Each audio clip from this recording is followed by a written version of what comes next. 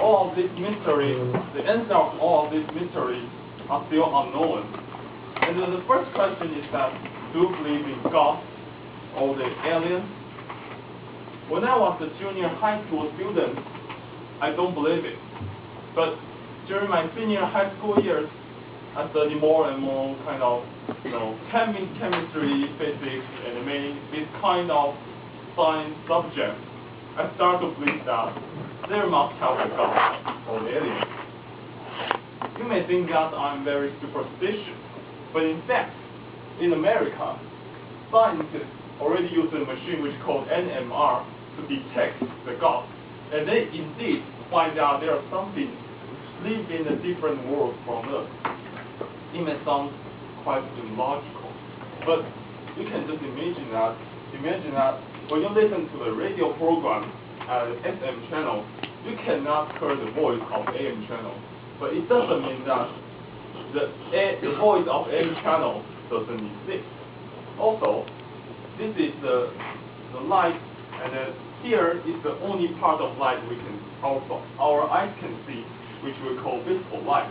But the X-ray, ultraviolet ray, UV ray, microwave, we cannot see. But it doesn't mean that this does not exist. So we cannot see the God. It doesn't mean that they do not exist. It may be just that it is out of the visible light region. And then some people do not believe in ET. But in fact, the scientists estimate that the number of planets in our space is as many as the number of the grain of sand on the Earth. Since there are so many planets in our space, it is impossible to claim that there's not even one planet is like our Earth, which is suitable for the life to live in.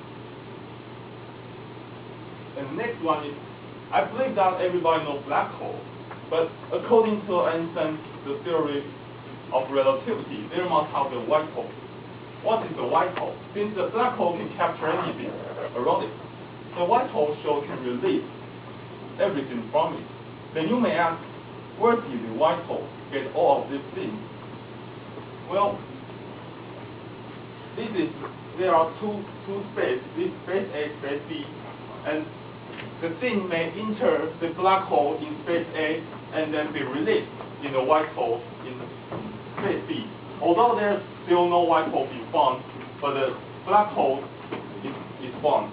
So the existence of white hole is credible. And this is the most interesting question. Is our space got a boundary? This is a very controversial issue, because the answer of it, either you answer yes or no, is illogical. If you answer no, then it means that you believe that there is no boundary in our space. But it is very abstract. How come the thing is of unlimited size? It is infinitely large in the world. It is hard to imagine.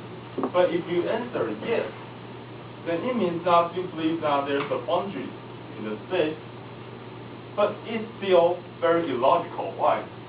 This is our space, the place A, and the red line is the boundary. Maybe this is a wall or something, we don't know. And if there really got a wall here, what will the world on the other side of the wall look like? If we say this is a place B and we do not know what it is, it's an unknown area. If there is a place B here, then this can be called as space 2. Since place A and space B can also be called as space, this boundary is meaningless. So you may say that the boundary is here, and here's all the space. But the same question can still arise. Here's the place C, and what will the place C look like? It can also be called as space, right? Then the same thing will still happen again. We will got place C, place D, place E, even place Z, and we still cannot got a boundary. So it is a very controversial issue. Well,